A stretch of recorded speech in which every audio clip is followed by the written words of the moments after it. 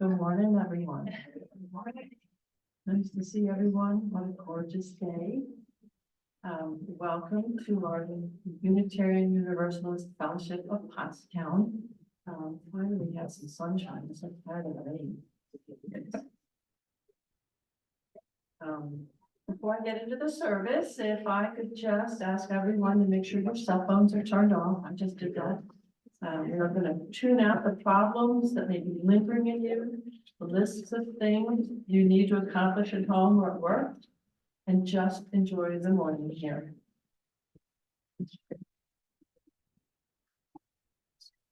So I want to welcome everyone here on this day.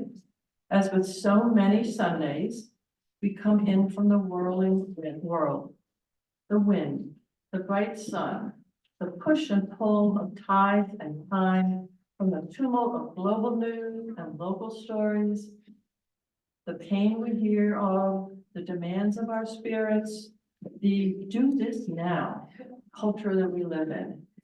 We come into this sanctuary from the windstorm, the rush of the speeding drivers on the roadways, the rustling silence that fills some of our homes, the vastness of the once busy and perhaps now quieter house. All of this can leave us feeling tired and unsettled. When we give our attention to what is going on around and beyond us in this throbbing world, we can feel windblown. We need places where we can come and find our grounding once again. Come in from the wind. Come in from the wind, come in. Let us worship together. So does anybody have any announcements? And if you want to, you can come up and speak in the microphone. I am Chris, and I am the UFP treasurer, and I have a few things I'd like to talk about this morning in a bag of tricks. First of all, does anybody know why I'm dressed like this today? There's multiple good answers. We're trying to be a wrestler like the brothers. You know, that's a really good answer. One answer would be to maybe embarrass my kids who are not quite here yet. I see them getting better at that over time. The second good answer would be that, yes, I did go to the University of Cincinnati. The third good answer would be that, yes, one of my favorite players is Jason Kelsey, who also went to the University of Cincinnati. You know, but the real answer is that we're celebrating today a kickoff. Okay, so what kind of kickoff do you think comes around this time of year? I think Kay knows. The pledge drive kickoff. That's exactly. Okay, so our first big winner here. So, and I have brought with me today 3 gifts, because pledge drive kickoff time is the time for gift giving, and so I have 3 gifts that I'm bringing today. Okay, so I'm going to reach into my treasurer's bag of tricks.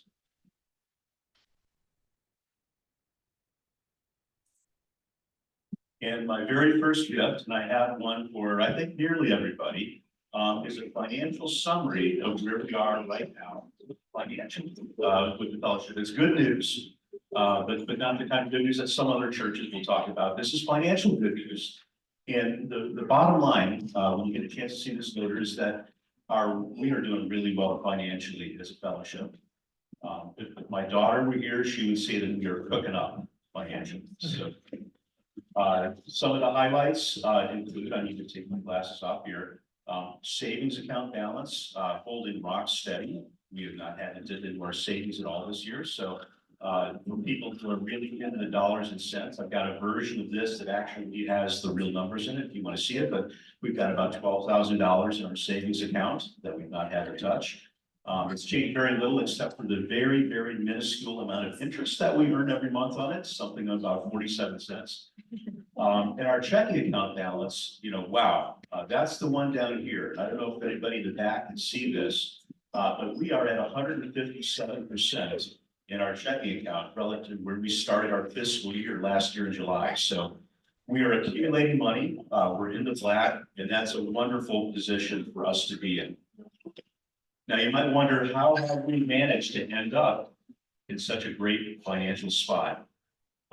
There's really a few reasons for this. One is that we've got a lot of folks in our fellowship that are really good stewards of our money. And so I'm kind of looking at the Duskies back here. You know, Rick, for example, has just built a new computer for our fellowship rather than spending the money to buy it. It probably would have cost us twice as much money to actually buy the computer that he built for us. And so that's one way that we're saving money.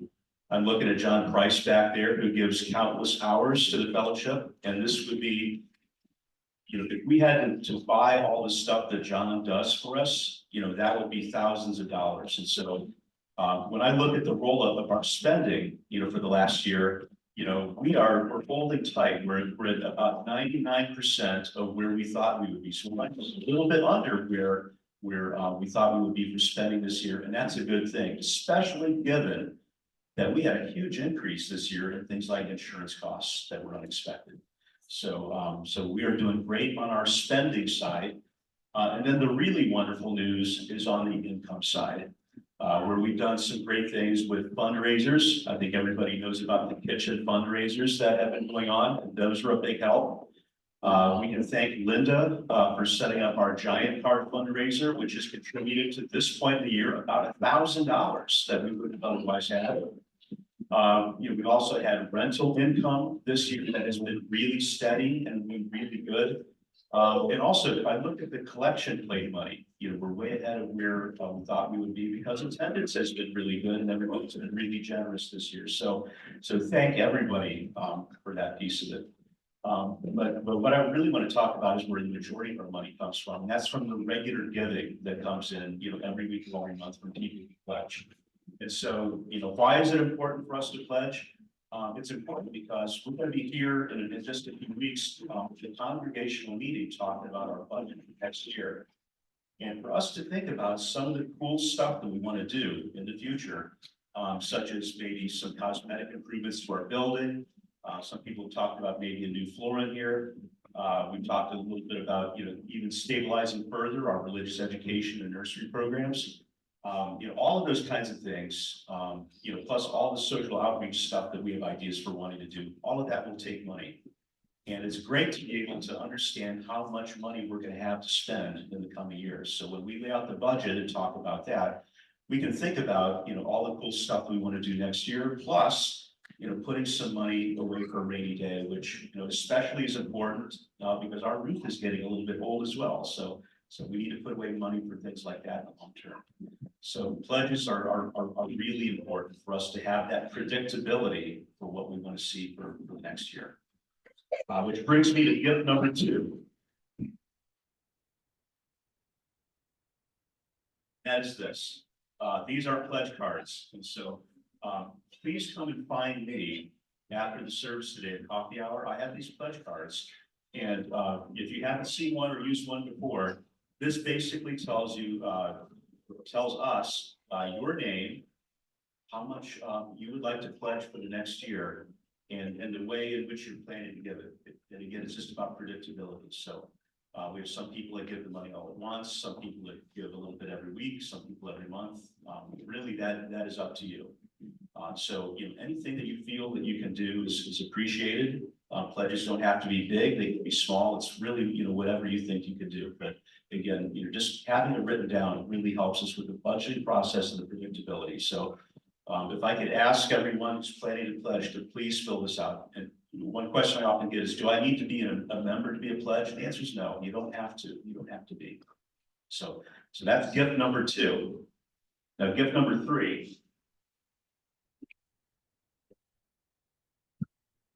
I'm not above bribing people, so anybody who turns in a pledge card can get this really giant Hershey bar. And I've got plain, I've got almonds, and I've got special dark for those folks that love that really good taste. So so special treats for everyone who fills out a pledge card today. I can promise them for today, and we'll see about next week.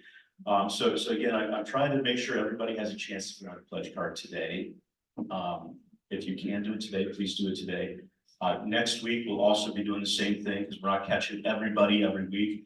We really want to have this buttoned up within the next 2 weeks or so, and that gives me enough time to prep the budget so that I can get it out to you, so you can review it, so then later we can vote on it at the congregational meeting, okay? So if anybody has questions, please see me afterwards, and this was the longest announcement ever, but I'm done. Thank you. Thank you.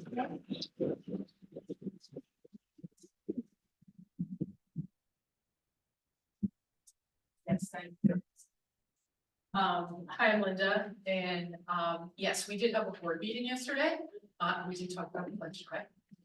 But the other thing that I posted, and just to orient you to the bulletin boards in the building. The bulletin board right out there is more about Unitarian Universalism, and things that are going on there. The bulletin board along the hallway where the restrooms are, you'll see one that says UUF governance, and there's a lot of what the board does, that's where we post board meeting minutes. The thing I want to post, this ties into Chris's, is the board finalized what we feel are the goals for the upcoming fiscal year. And you will see about for you, I'll put it into the newsletter. But you can see some of the things I asked us in terms of where we're gonna look for spending, things that we're looking to add additional spending on, so that's really. The second thing that I wanna, again, ask, we are still looking for a nursery attendant. So if you know anybody that wants to take care of our littlest ones during the day, it is a paid position. For those of you who may belong to the senior center, it might be a nice, grandmothers make great nursery attendants. So maybe there's somebody who's looking for something to do on a Sunday morning. I could put a flyer together if somebody wants to put that up. So anyway, thank you very much. Million announcements today. Hi, I'm Monica. I help run the women's group, which is meeting today after service. We're gonna get a quick stack and then meet back in here. And we are currently discussing cakes for the Queen of Heaven. So even if you haven't read the book and you want to come, please feel free. We're also going to start working on a craft. These are goddess dolls that we're going to be making. So they're really fun. They're all going to be really unique. And then speaking of fundraisers, I'm doing a fundraiser next weekend. I have like 5 more slots available if anyone wants to do it. We're going to be making these terracotta trinket dishes. And they're made with real pressed flowers that I collected and pressed. So it's going to be really fun. You want to come? It's next Saturday from 10 to 12. So just let me know. Thank you.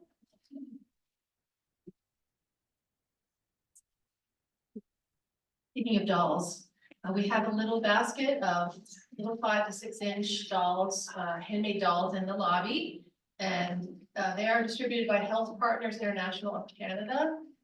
They distribute them to in medical kits to doctors and service people who distribute them to children in challenged communities around the world. So if you want to learn to knit or contribute or just join us next Sunday after potluck, we'll be knitting and learning to knit, and also we can crochet if you like. Our panel white here.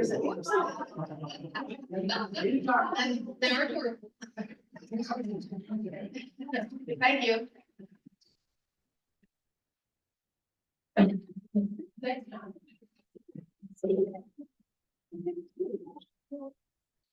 And speaking of knitting and crochet, thank you. I'm Valerie, and I am very interested in getting a shawl ministry off the ground here at UF. At my previous church in Oregon, before we moved here, shawl ministry was one of my absolute favorite things that I participated in. I loved it. Shawl ministry makes shawls. These are called comfort shawls. Sometimes they're called prayer shawls. And these shawls can be knit or crochet. They can be any color, any pattern. And these shawls will be donated to any individual or family that might be going through difficult or challenging times. And it's pretty much at the discretion of the shawl ministry. The congregation can also suggest recipients. And it doesn't have to be a sad thing either. Sometimes, maybe there's a new baby at home, and that is very challenging as well. I brought one for an example. We would meet once a month. All ages welcome.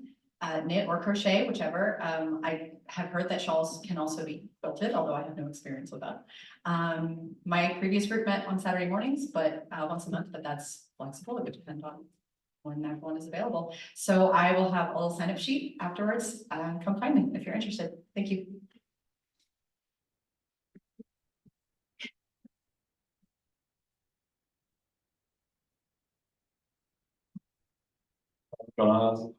brought a tree from our property. It's a tulip poplar. It's to replace the tree that Dorothy had me plant 15 years ago. Had to be cut down. So after service, if any kids want to help, we'll be planting it, I think, either out front or along the side.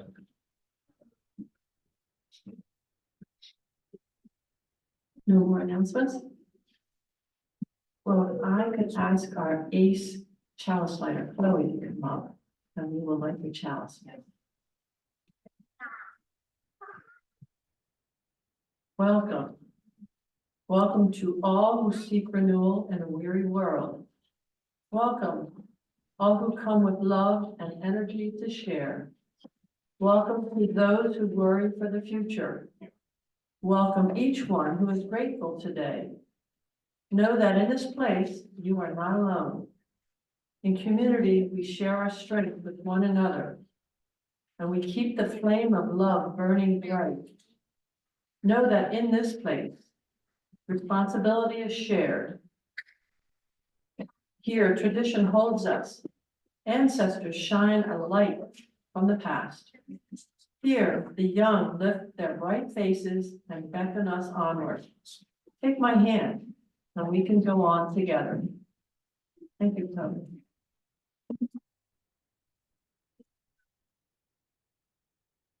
I have a lot of readings. I just found lots of readings that I like. My opening words are spirit of life, bring us to beauty. And this is by Reverend Edith Quarles. This is Emily's mother, who was a Unitarian minister. I really wish that I'd had a chance to meet her. Spirit of life, bring us to beauty. The beauty of the snowdrops and the tulip shoots. Bring us to strength, the strength of torrents of spring streams and quiet strength of roots pushing deep into the ground for nourishment. Bring us to pleasure, the pleasures of maple syrup sticky and sweet on our tongues, and the wind grabbing the kite and taking it high. If only we could go too. Bring us to wisdom, the knowledge that new life springs up without help. In spite of everything we do or we don't do, green shoots will bring in the spring. Grass and weeds and dandelions will appear. Bring us to love. Springtime love has magic in it. The children look cherubic. The parents look eager. The lovers look lost. The seniors look satisfied. Let springtime love be part of our lives. Spirit of life, come to us that all the energy and all the power of spring will make us tall and smiling and expecting. Amen. So if you would like to sing our first hymn, you can stand if you are willing and able. It is Morning Has Broken, number 38.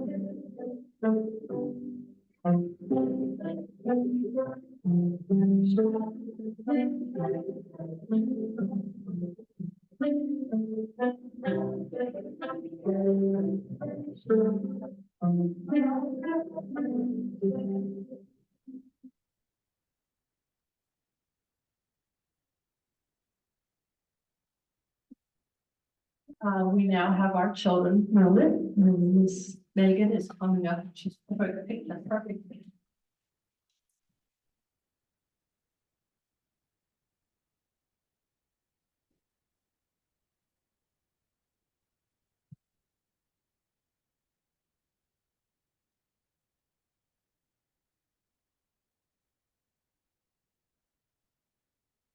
I love the pictures I took of this book because I was able to put light behind the books. You'll see some of the shadows. These lights just won't do it justice, but this is called You Are the Light. This is light that brings the dawn. To warm the sky and hug the land. It sips the sea to make the rain, which waters wheat to grow the grain. It feeds the leaves that shade the earth. It brings to life each blossom's birth. It lights the moon to kiss the night. The light is you, you are the light. This is the light that dwells inside all of the brilliant wonders of the world, including you.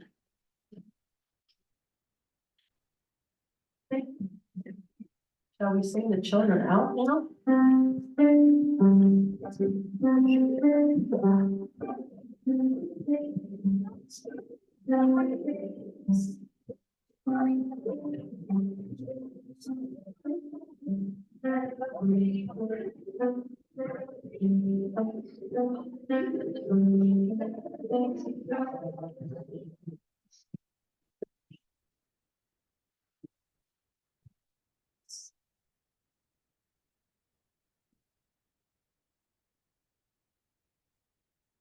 I wanted to have a meditation. This is a meditation on hands.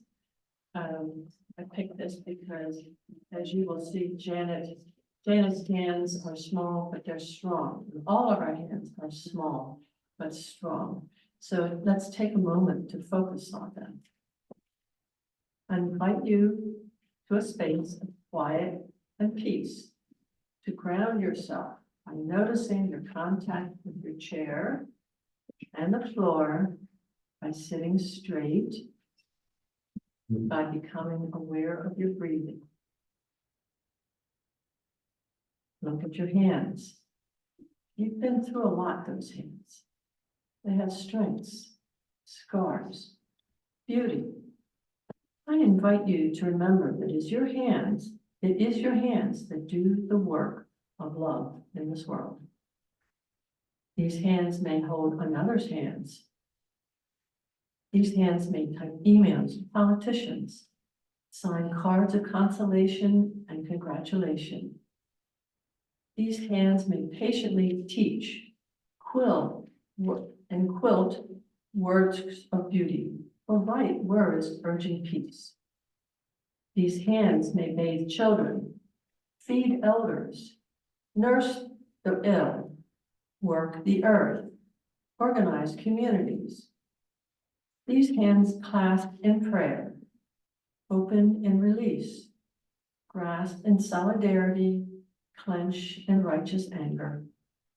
These hands are God's hands, your hands, our hands, a great mystery of flesh and intention, a great potential of embodied love.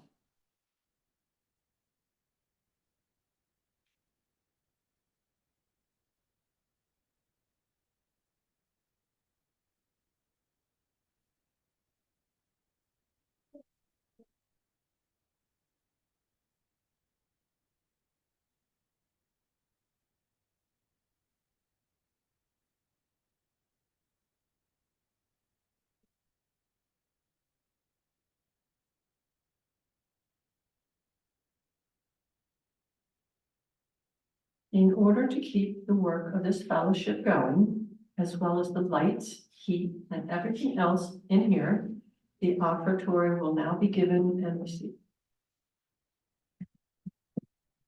Your contributions are a tangible commitment to the mission and the vision of this congregation. You have one basket for the moment, so please pass it around. We're gonna get a second one. You will not like this side. Each time you give, you renew this commitment. And as a result, your support is entwined with all that we believe and all that we do here together. This is its own special gift.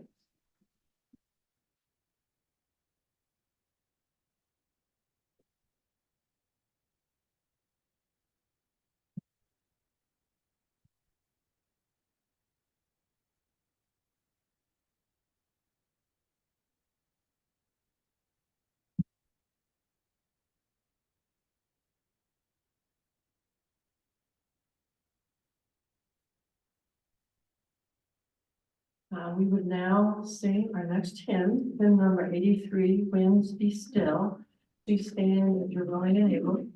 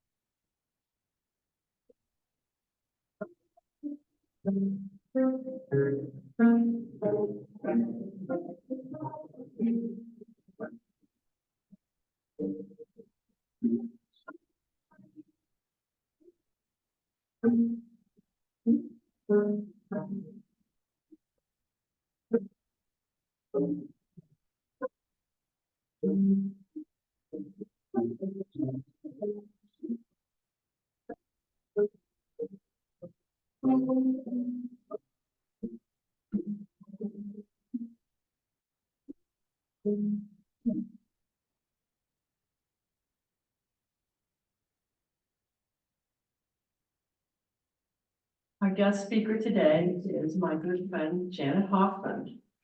I got to know Janet years ago through this fellowship.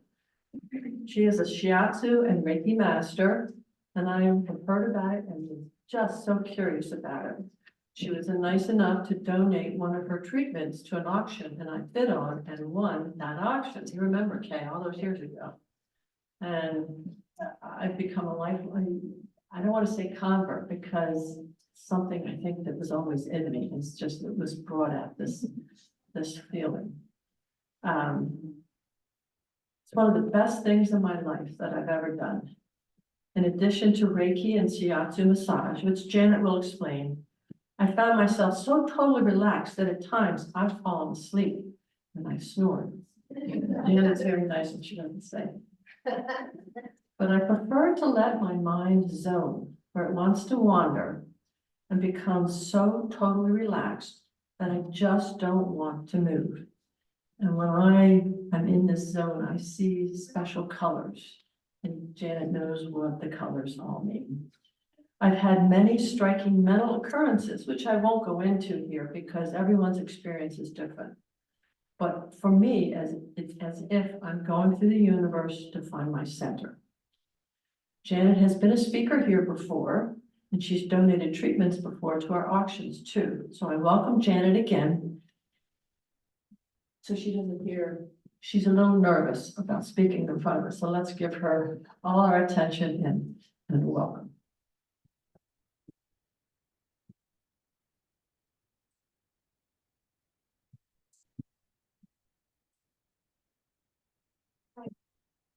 Can you hear me? Okay, this is better. Well, first of all, thank you for having me here. I'm very grateful to be here. As Judy said, Usui and Corona Reiki Master. I also Shiatsu practitioner, taken many classes in different modalities. That's brought me, I took a Thai yoga class in India. I took a Reiki class using crystals in Sedona. And it's been my life's passion. I just feel really blessed that I got on this path to do this work. Just feel grateful all the time that I get to do something that I'm really passionate about and love.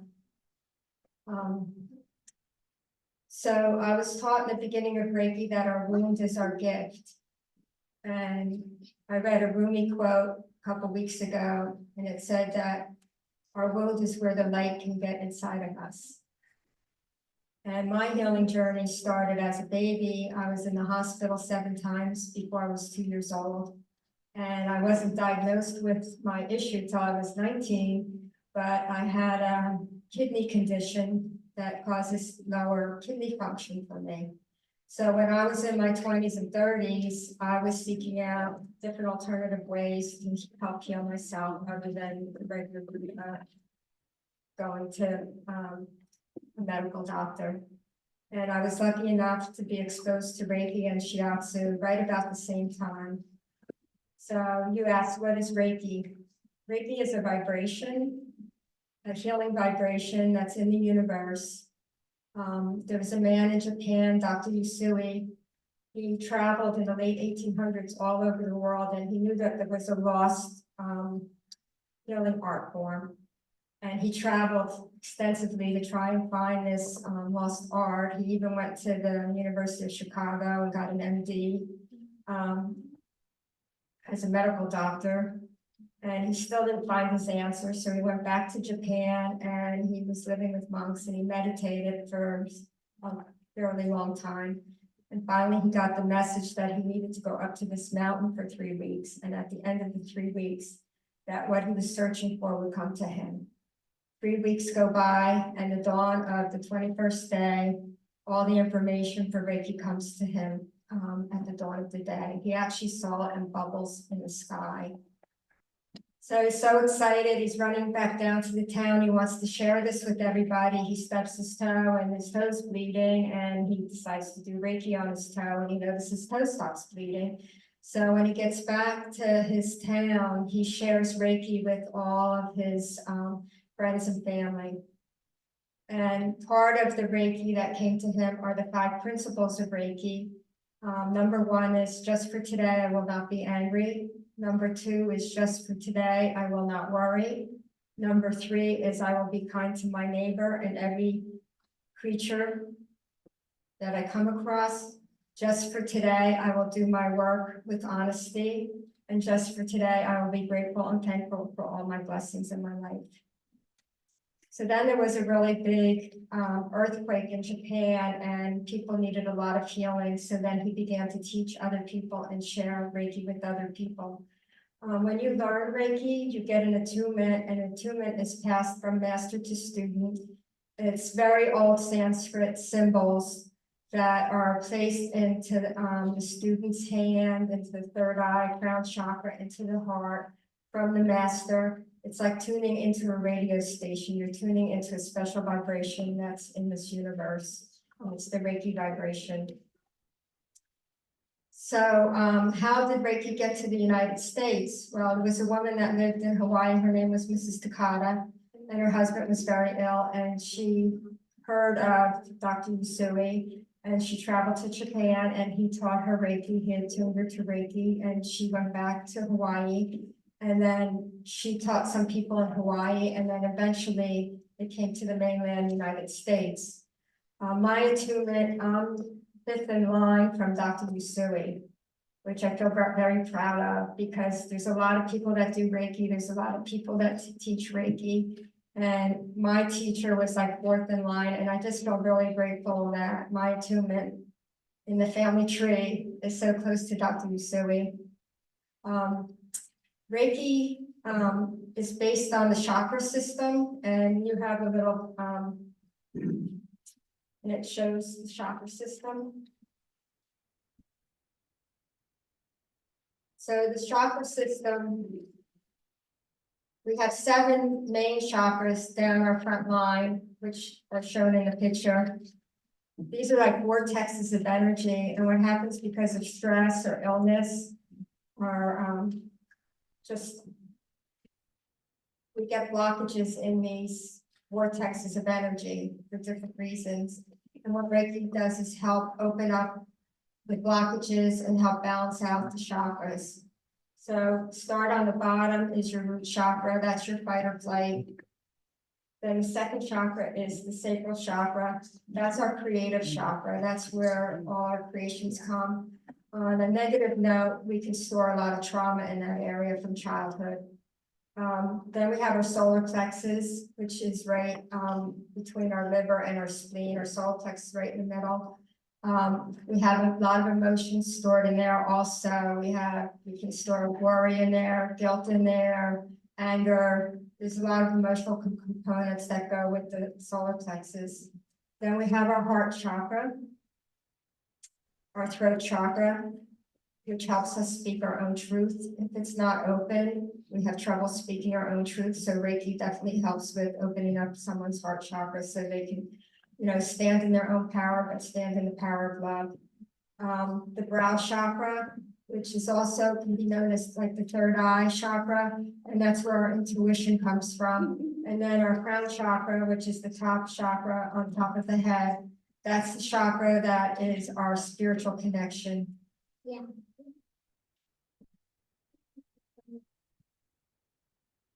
So when we're doing Reiki, we're using very soft hands in different hand positions to help heal each chakra area, and each chakra is correlated to the endocrine system.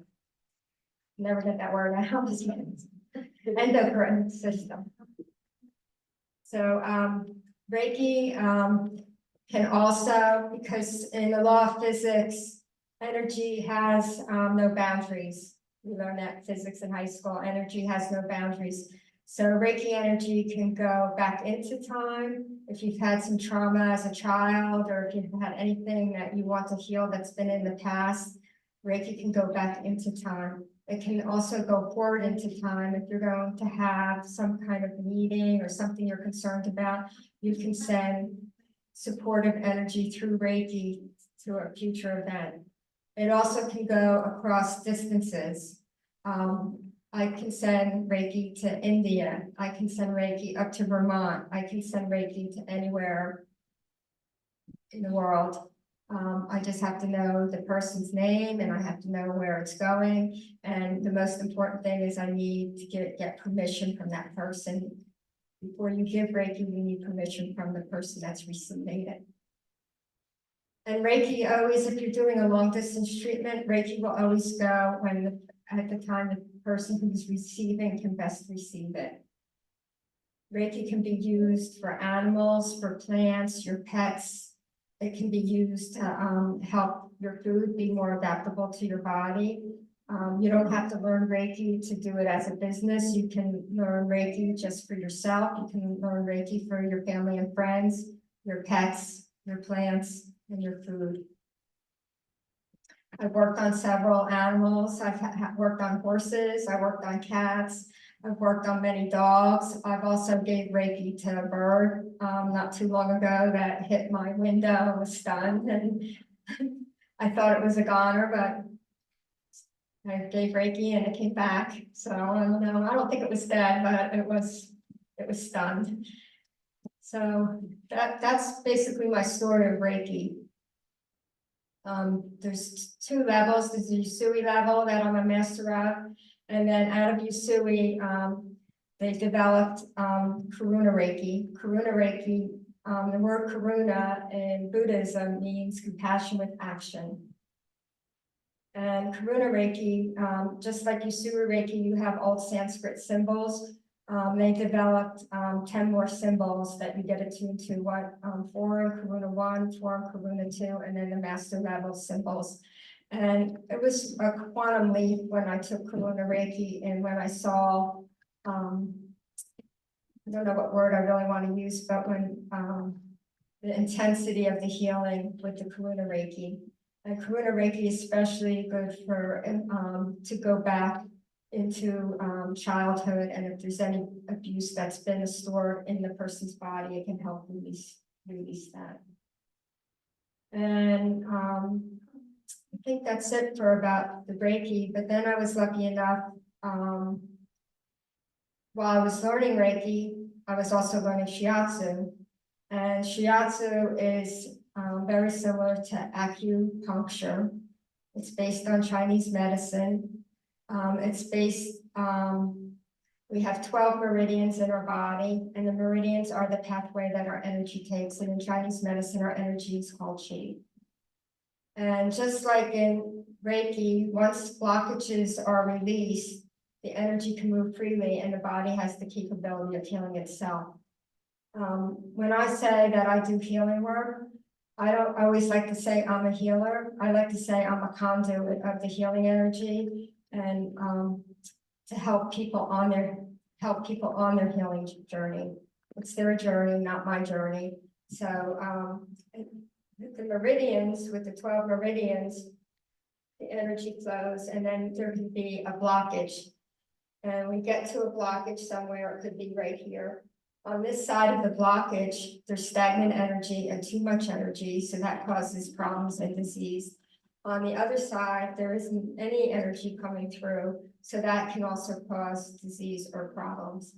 So with the acupressure, you're using your thumb to press along the meridian to help break up the blockages, but there's also different points in the body.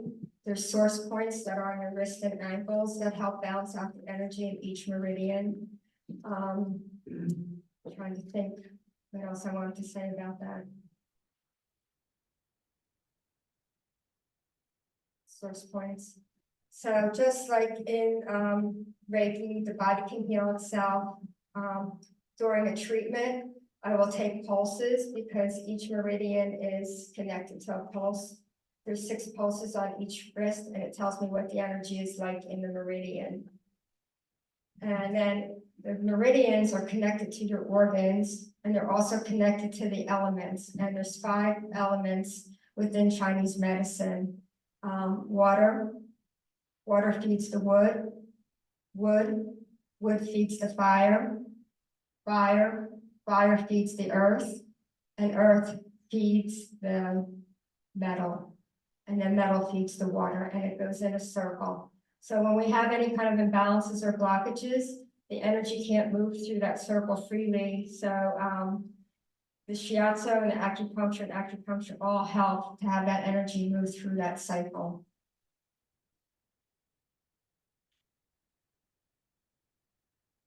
So then the meridians are also connected, the elements are also connected to the seasons and the time of day.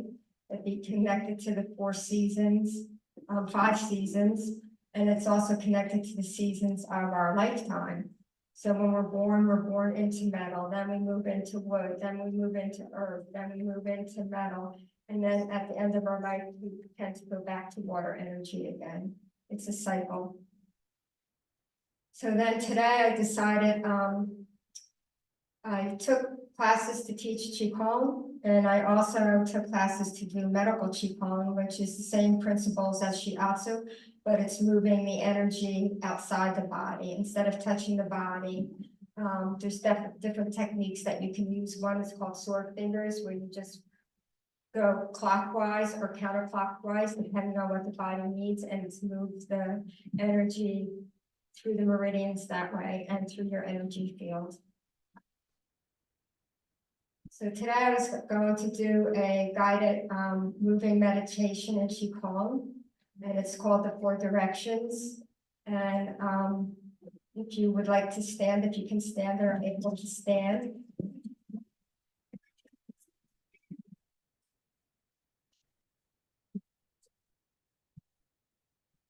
Okay, thanks on that. All right, but can you hold this for me so I can show? So in this meditation, there's 3 movements that are very simple that you need to know. First of all, the Qigong position, when you're doing Qigong, which is similar to Tai Chi, is that you always have soft knees, soft shoulders, relaxed arms along your side, and your chin slightly in. Unfortunately, as we age, our chin tends to go like this, and then we get some neck problems, so just be conscious a little bit of your chin slightly being in, and then you always put a slight little smile on your face when you're doing Qigong. And the movements that we're going to do today, there's a point on top of your head, it's called a byway point. It's actually the crown chakra point. Then right below our belly button is the dantian. Your dantian is your battery packet in your body. And what we're going to do today, we're going to stand in our Qigong position. And then we're just going to slightly bring our arms underneath our armpits and then out to receiving mode. And all you're going to do is just to listen to me. And then we're going to bring the gifts of the direction up to the top of our byway point. And imagine these gifts going into our byway point. And then with soft hands that are parallel to the floor, like moving through water, we're going to bring these gifts into our dantian. We're going to do each direction twice. I'm going to head over to that direction, and you can follow me because that's east. We always start with the east. Then we're going to face the south, and then we'll do north, and then we'll do west. And then we do each one twice. But when we come back to east again, we finish one time with the east. Now, the elements that we're going to do is wood, fire, metal, and water. Well, what's the fifth? What's the 5th one we're missing? Is earth. Earth is center. So this is the 4 directions. We're just doing the 4 directions, but earth is considered center. It doesn't have a direction. All right. Okay.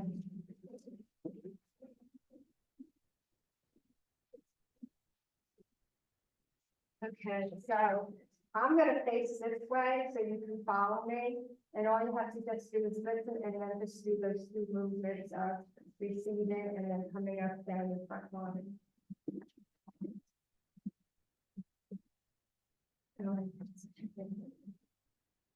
Okay, so relax your knees, shoulders soft. Move this further away.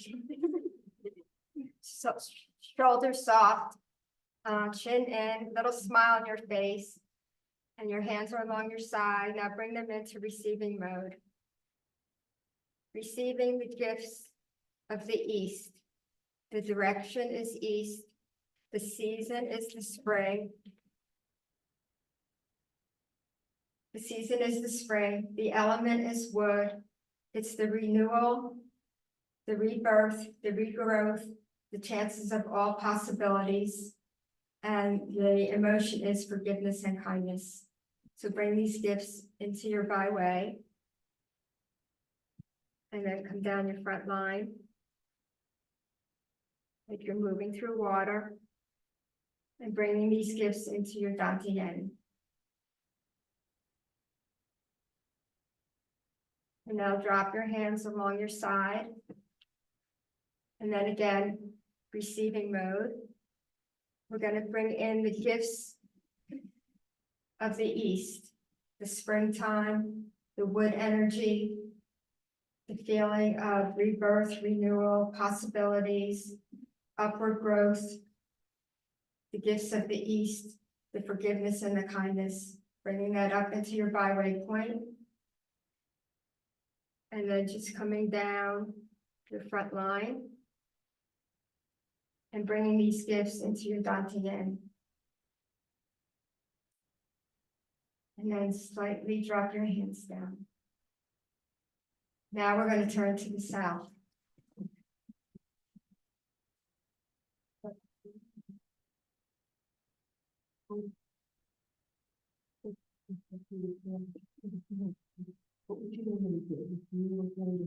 Okay, I think everyone's good with the movements. Okay, so the gifts of the south. The direction is south, the summer is summer. Please do your receiving mode. Receiving the gifts of the south, the summer, the fire energy, the warmth of the south. The emotion is love. Bringing these gifts up into the byway point and down the front line.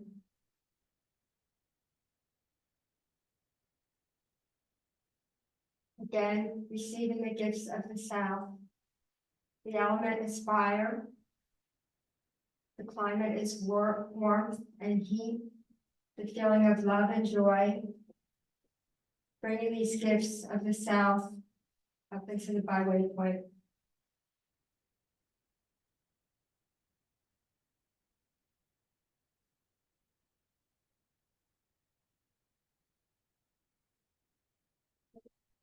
And now we turn to the west. Hands on your side, relax knees and shoulders. During your receiving mode, bring your arms underneath your armpits to receive the gifts of the west. The west is the season of autumn. The element is metal. It's the color silver or white. It's the feeling of courage and justice. Bringing the gifts of metal, that's the autumn, the west, up into your byway point. Down your front line.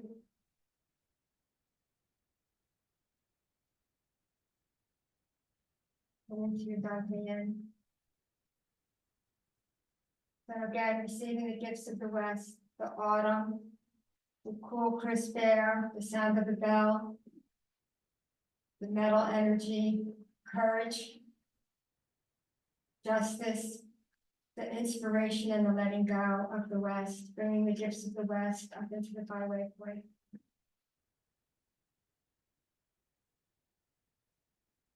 Hands moving down the front line like you're moving through water, bringing the gifts into your Dantian point. And now we're going to turn to the north.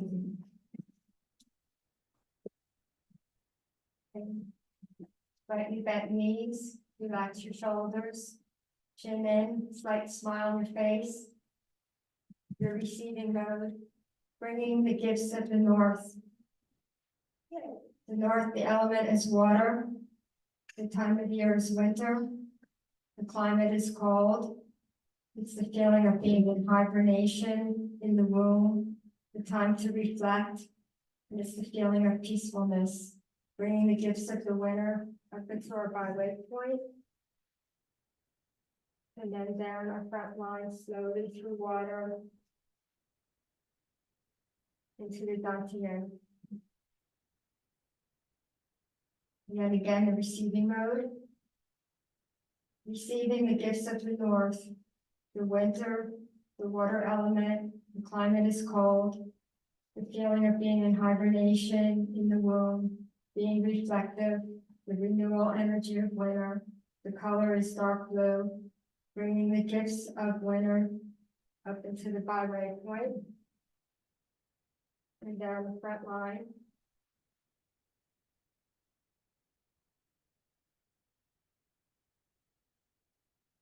Hands along your side. And now we'll turn back to the east one more time. Get into your Qigong position and receiving mode. Receiving the gifts of the east. The direction is west, the color is spring green. The emotion is kindness and forgiveness. It's the feeling of renewal, rebirth, upward growth. All things are possible. Kindness and forgiveness, bringing these gifts up to the byway point down the front line. And then bringing these gifts into your dantian. And then slowly put your arms along your side. And this is the Qigong meditation, the 4 directions. Thank you.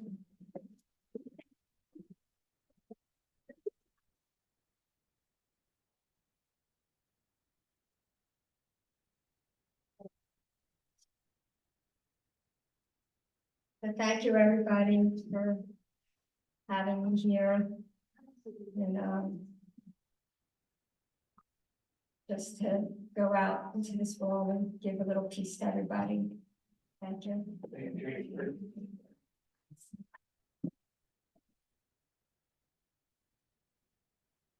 Here. It is now time for our closing hymn, number 311, Let It Be a Dance.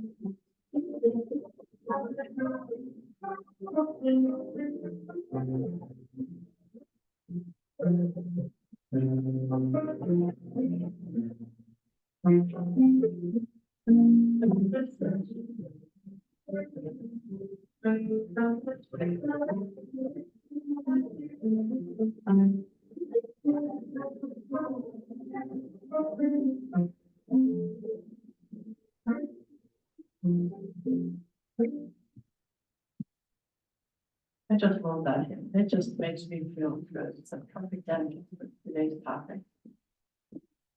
So I'm going to ask, well, Chloe is not here, so could someone be the chalice extinguisher? It's a short one. Each week, as we gather, we light a common chalice. We sing and celebrate, we pray and think. Then we each gather strength from the flame and go out from here, taking the light with us.